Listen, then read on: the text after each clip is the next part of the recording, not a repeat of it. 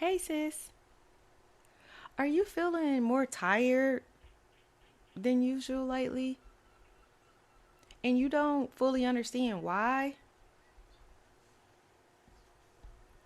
Like you expected the sadness, but you didn't expect your body to feel this heavy or your mind to be this slow right now. Like you can't think straight because it's kind of sluggish. And now you're wondering like, why do I even feel like this? Let's talk about it. Because what happens is that sometimes some people experience like exhaustion. Some people struggle to like concentrate, and some people feel like heaviness in their chest and tension in their body. And others, they notice their mind like replaying memories over and over again. Yep. And some people begin to wonder like if something's wrong with them. But in actuality, in most cases, or many cases, what you're experiencing is actually a natural response to grief. Yep. Because research shows that when we lose someone we love, the brain and the nervous system, it experiences a form of like emotional shock sometimes. Yep. And what happened is that the brain is basically built up a deep attachment, like the attachment bonds when the person is gone. Yep. And what happens then is those bonds are part of how we connect. It's basically like how we connect, how we love, how we feel safe in relationships. And so what happens is that when that connection is suddenly broken, now the brain struggles to like process that absence. Yep. And then that's why the memories start to replay. Because what happens is your mind is trying to understand a reality that suddenly feels different. And at the same time, grief can activate the body's stress response. So all this is happening simultaneously. And then the nervous system then becomes overwhelmed. Yep.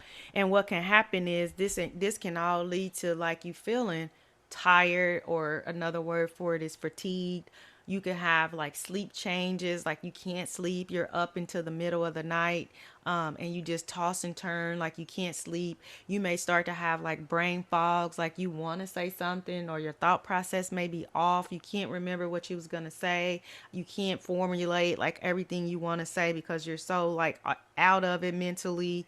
You also may have like emotional waves that seem to come like out of nowhere, just like boom, they may just hit you. So you could be experiencing some or all of these things when you're dealing with the grief. And some days may feel calm, and some days may be just like turbulent.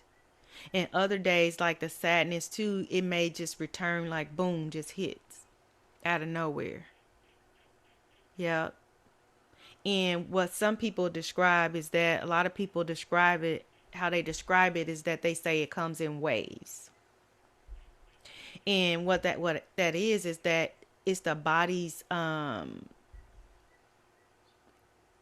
like your mind is like and your body are like slowly learning like how to adjust to everything. Is what's happening. It's trying to adjust to a new emotional reality, and it comes in waves. And it's like, if you I did a video about stack grief, so if you haven't seen that one, go back to see that one. But if you are someone who, if you've experienced like multiple griefs back to back to back to back to back, like I did, I had a season where they were like back to back to back, and I was explaining like the stack grief and how that affects you. And this brought it made me think about it when I was talking about coming into waves. Because like you could have grief as far as death, you could have grief as in like missing like somebody, like a relationship that you had that ended, like you were with them a long time or something like that. You could have grief like grieving the life that you thought. Like you could have multiple things that like happened at once, but then sometimes it can come in waves. Like, and then you don't have time to like recoup from it, and it can just throw your system off. And this is even heightened if it's like multiple things at once. And so like I had described in that other video, I stated that like think about like the water, the ocean, how how you have the waves. And usually when you have waves in the ocean or whatever, like a wave will come and then the water stabilize. Like if you're in a boat, like it'll come, and then once the water settles, it kind of stabilizes.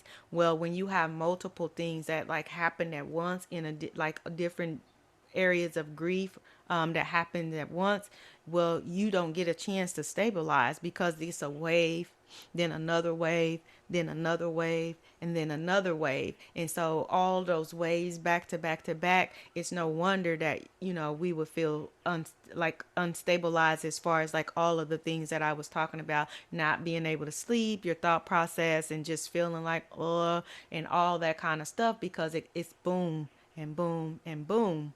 And so, like I said, it does affect your mind and your body when you go through things like that. But just understand that grief is not a sign of weakness, like where you got soft or things like that. It actually heightens things because like you have a higher sense of like you have a more appreciation of life and stuff like that. When you go through stuff like that, you start to see things differently. You look through a different lens, you see things another perspective on things. You don't really sweat as much the small things that other people may like be petty about. You don't really care about those things. So it does change like your perspective at times, or for most of us. Also, grief is, like I said, but also it could be a reflection of love too, because the deeper the connection was, the deeper that your grief may feel. So like if you really really like had a deep connection, or you love the person like that passed away or whatever, then it's like, or that you're missing that person that's no longer there, it's like a reflection of love, because the deeper the connection was, the deeper the grief may feel. And healing from grief isn't just, it doesn't just happen like by forcing yourself to move on. I don't know why a lot of people always say that, oh, just move on, just, you can't carry that all the time. Everybody deals with it differently. So there's your confirmation of that. So don't let somebody tell you when you can grieve and when you can't, because everybody deals with it differently. And healing from grief doesn't happen by forcing yourself to move on. It happens slowly. And as the mind begins to process the loss, some days, it may simply mean that, like, allowing yourself to feel the emotion. Or some days it means resting when your body is tired. Yeah, so in some days it may simply mean just taking one step forward. Okay, today I'm getting out the bed. Okay, I'm out the bed this week. I'm gonna go and cook. Okay, now I'm gonna go back to church and be around people. Now I can accept phone calls, or now I'm gonna go back to the gym. Now I'm gonna get back to what I used to do, cleaning the house or listening to music, and whatever the case may be, just one step at a time. And then next thing you know, over time, the intensity of it begins to soften. So the grief intensity that you had, it'll start to soften a little bit as you start healing. The love still remains, like it doesn't take the love away ever. Like you'll always love that person or whatever, but it'll give you like a little bit, like you'll be able to kind of move, a little bit more, because the intensity won't be as intense. Okay. But the weight of the pain, it'll start to be slowly, you'll be able to carry it more slowly. Okay. And you'll kind of ease into that. And so in those moments, you may begin to like realize too that healing doesn't mean forgetting. You may never forget like your loved one. You won't forget them. Healing means learning how to live forward while still honoring the love that was shared. And so I hope this message honestly helped you, because grief is a hard thing, and it's people can easily say, oh, just do this, and oh, just do that, but it's not that simple.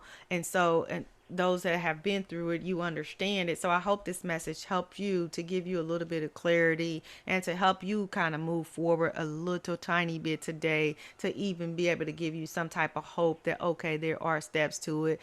This is normal how I'm feeling and things like that. Okay. So my name's Melinda. I'm a registered nurse, life coach, and mentor. And on our channel, we focus on faith, healing, and emotional wellness.